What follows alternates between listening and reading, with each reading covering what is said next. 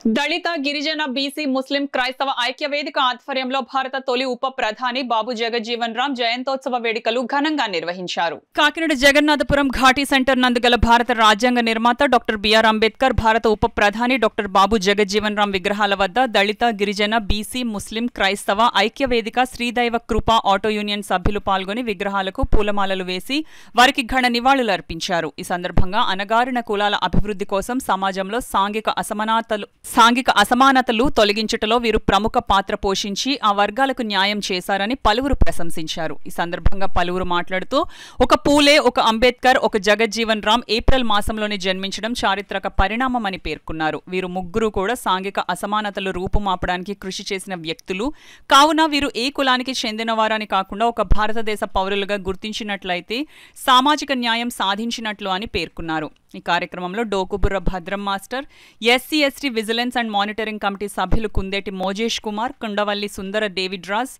దళిత గిరిజన బీసీ ముస్లిం క్రైస్తవ ఉపాధ్యక్షులు ఆవుపాటి ఉమాశంకర్, జనరల్ సెక్రటరీ సాపే సుధాకర్, సంఘ సభ్యులు నందికి వీరబాబు, కొముకూరు నాగేశ్వరరావు, ఏడిద లాజర్, పాలేటి కృపానందం, గడ్డం రవి, తాళాబత్తుల నాగబాబు తదితరులు పాల్గొన్నారు. 116వ జయంతి కార్యక్రమాన్ని బాబూజీ జగజ్జీవన్ రామ్ గారి విగ్రహాన్ని దండలేసి ఈ కార్యక్రమాన్ని దైవకృప ఆటో యూనియన్ సభ్యులు, దళిత గిరిజన బీసీ ముస్లిం క్రైస్తవ ఐక్య సభ్యుల ఆధ్వర్యంలో జరిగింది. ఈ దేశానికి కార్మిక మంత్రిగా ఉన్నటువంటి టైంలో జగజ్జీవన్ రామ్ గారు అనేక సంస్కరణలు తీసుకొచ్చి కార్మికుల యొక్క జీవితాల్లో వెలుగు నింపిన మహోన్నత వ్యక్తి జగజ్జీవన్ రామ్ గారు నేను కొనియాడుతున్నాం.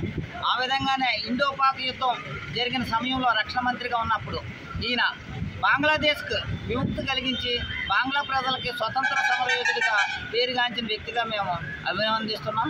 ఆ విధంగానే వ్యవసాయ శాఖ మంత్రిగా ఉండి హరిత విప్లవం తీసుకొచ్చి భారతదేశంలో ఆహార లోటు లేకుండా చేసినటువంటి మహోన్నత వ్యక్తి యొక్క 116వ జయంతి కార్యక్రమాన్ని ఘాటీ సెంటర్, అన్నమాల్ సెంటర్లో జరుపుకోవటం సంతోషంగా భావిస్తున్నాం.